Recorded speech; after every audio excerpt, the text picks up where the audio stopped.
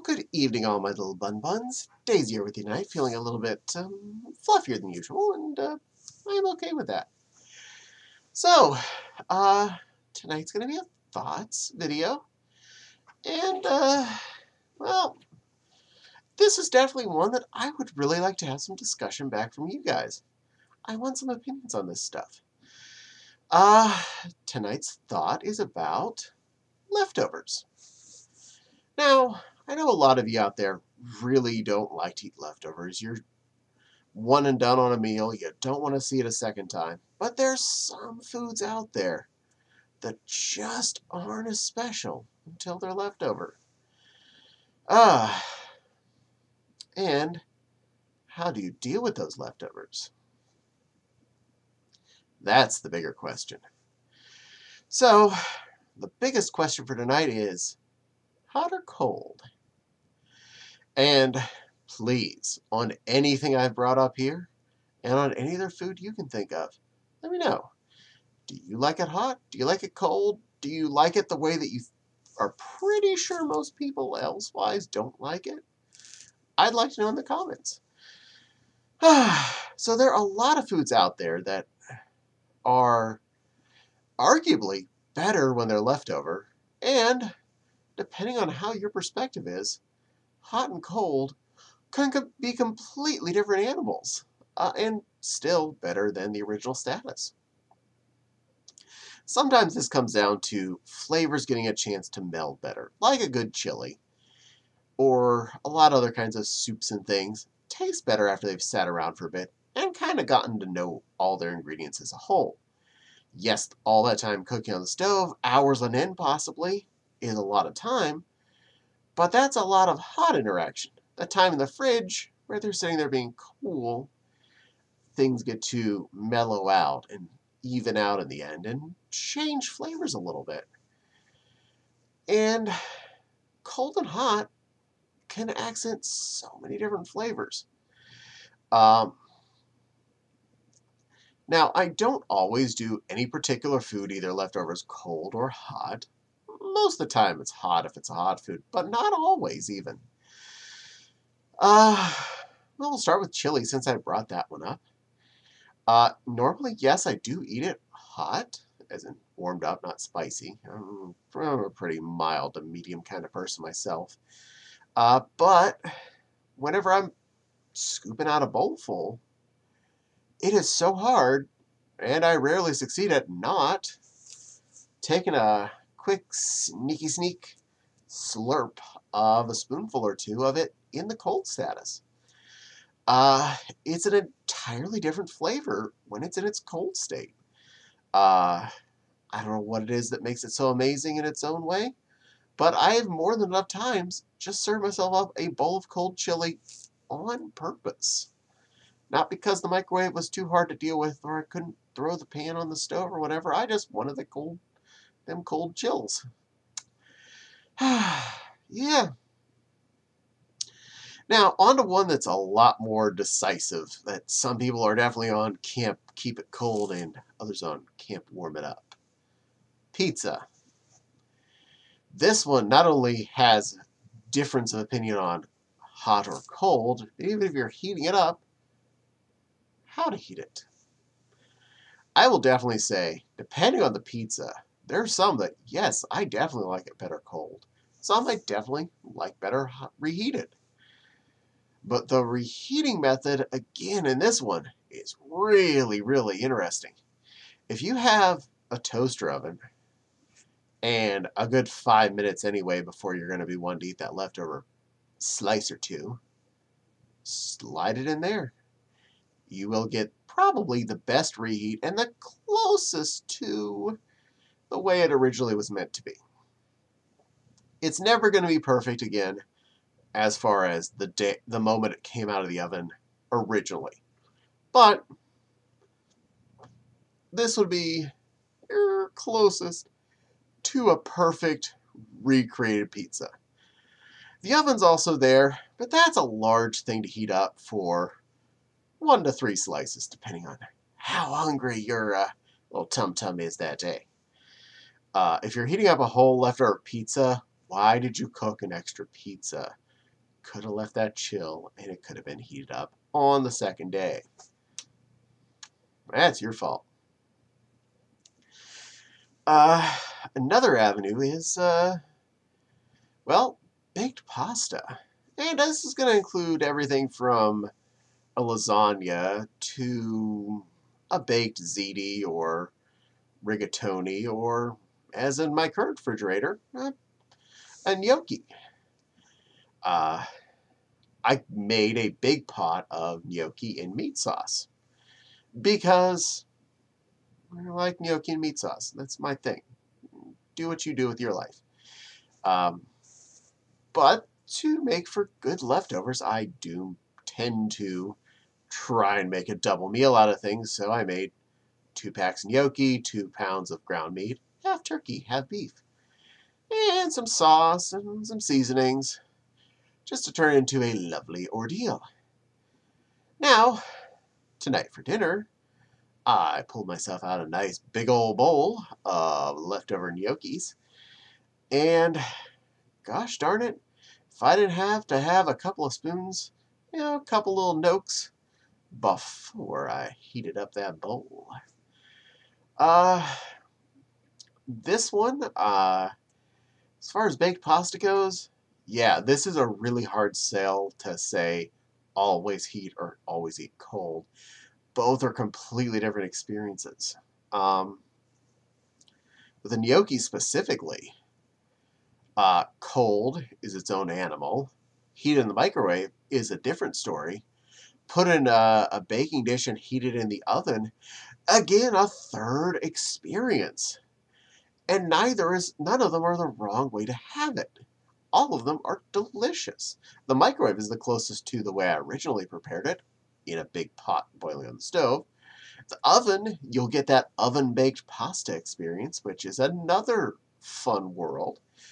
And the eating it cold, it's an interesting flavor. One you wouldn't have ever expected to be one that you would have looked for. But it's really good too. Go figure. I have a similar experience with, if I end up with any, baked rigatoni from, when you go to a event or whatever and they get ordered in the giant, platters. More than enough times I've ended up with leftovers from one of those, and it is a hard sell for me to take the time to heat it up normally, because it strangely tastes so good cold. And a magical item that has, I find, a better life after the initial cooking would be lasagna. Now, this is anything from a homemade lasagna to a freezer-bought lasagna. And I am not going to, down on anybody for either version. I've done both. It's not the end of the world either way. A homemade lasagna is definitely an effort. Okay, I'm not saying it's hard, but it's an effort. That's not, there's work involved there. And so, yeah, I can understand not doing that every time. And even my homemade lasagna, I tried it when it was cold. Because, yeah, of course I did. I'm usually hungry by the time I'm putting something in to heat up, so yes, I will try it cold.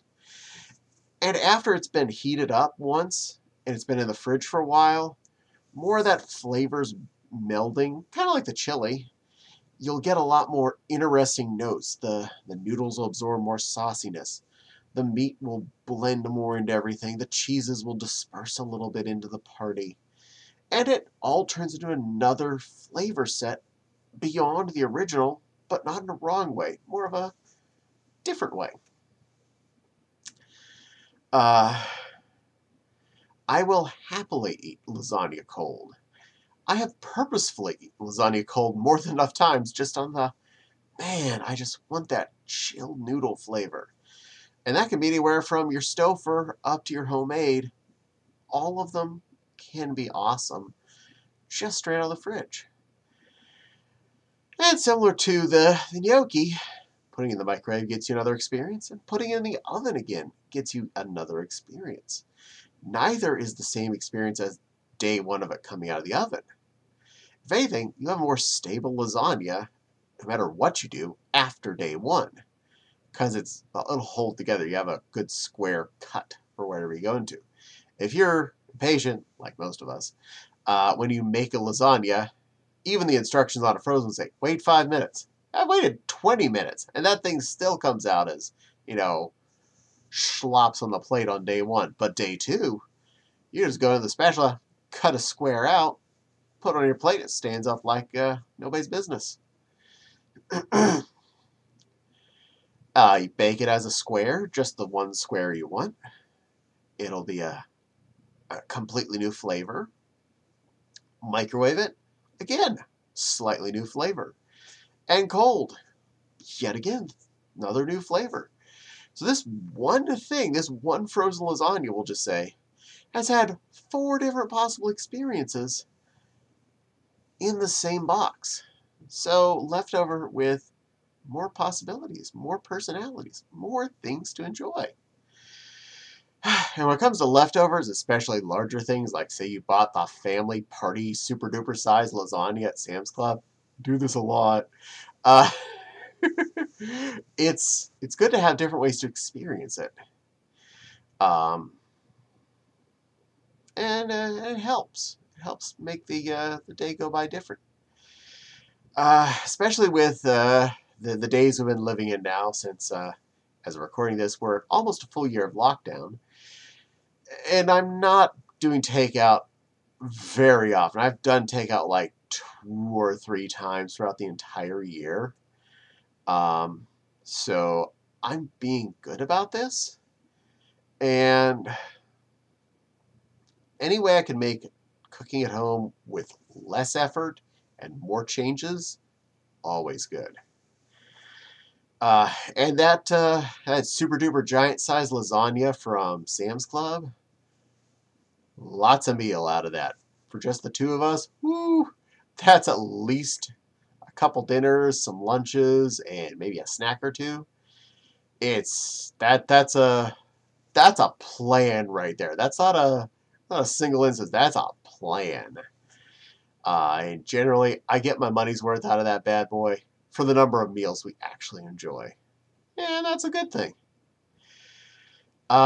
Sadly, the amount of cheese in that even lately has been, pills still hit my tum-tum a little hard. So, unfortunately, they're somewhat phasing out of my diet. But it's an experience, and I'll probably still buy them enough.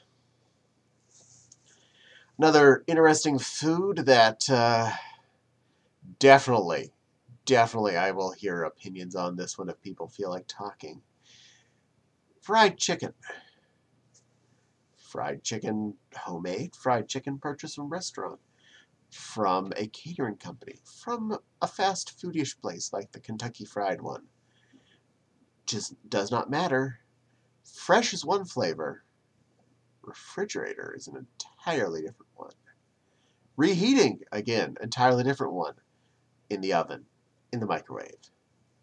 Whatever your choice is, again, different flavors, different results. You can never have that pure, fresh fried chicken flavor a second time. It will not ever be the same as coming out of the oven or out of the fryer. And that's okay. This is one of the few where I will definitely say the original magic flavor is probably the absolute definitive. Fried chicken is at peak, right as it's just cool enough to not burn the roof of your face off. So, perfect there. But it's better to order more than you're going to need right then. And the leftover style, I can definitely say from experience, microwave is fine. Oven is fine. They're a little bit different. Those are actually, it's one of the ones that's, depending on the fried chicken, usually pretty close between oven and microwave. You're not going to gain or lose too much. The microwave might get you a little bit more chewy. The oven might get you a little bit more crunchy. But in general, if you got a good fried chicken, more than likely, it's going to turn out okay no matter how you reheat it. Sauced fried chicken, like chicken wings with a gooey sauce on, buffalo or something, you might have alternative effects just because it sat there and soaked. But again, you're having different effects there because of the sauce then more joining in with the flavor of the breading. So it may be mushier, but you might get more flavor out of it. It's more experiences. Leftovers can be an interesting world. But leftover fried chicken cold. I can't tell you how many times I've gone on picnics as a kid when cold fried chicken was one of the foods offered. I was questioning this the first time I remember as a little kid, and then I had it. And then I never questioned this again. It is an amazing product. It does not matter if it was homemade cold fried chicken, from a catering company, from a fast food place, whatever.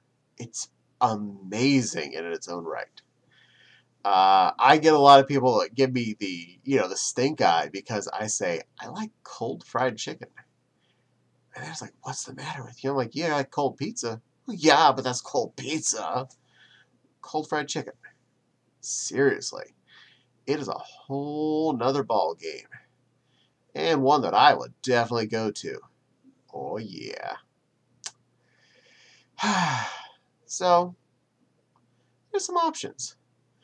And in this case, yes, I really want to hear from you guys. I want to know, what foods do you like cold that you shouldn't necessarily like cold?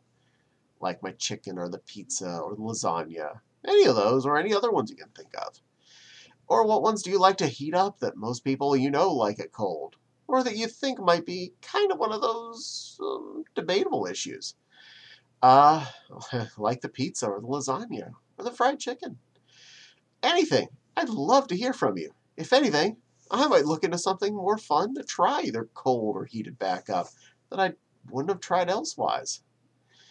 And we didn't even get into all the different foods that actually gain a lot of personality the longer they've sat in your fridge. That could be an entirely another episode. And I don't think I have time for that tonight. But yes, comment. You have an assignment. Take care of that. And we come to the end here. So please don't forget to like and subscribe and hit the little dingly bell for the little dingly bell. Let you know when I post new videos. Who knows? Might be a Daisy video. She loves me on camera. And of course, in the description box below will be both my Patreon link and my Ko-fi link. Both are good ways to support the channel. I appreciate anything that gets given in either fashion. Not required, but it does help make things better. So for now, thank you all so much for listening to me babble about food. I hope I didn't make you too hungry in the process, and I hope to hear from you. Comments, really, comments. I legit really want to hear from you guys on this one. I want to know. But for now, this bun's going to hop off, so every bun be good out there. Keep fluffy, keep pink, and keep well fed, cold or hot. And I'll see you again on another video.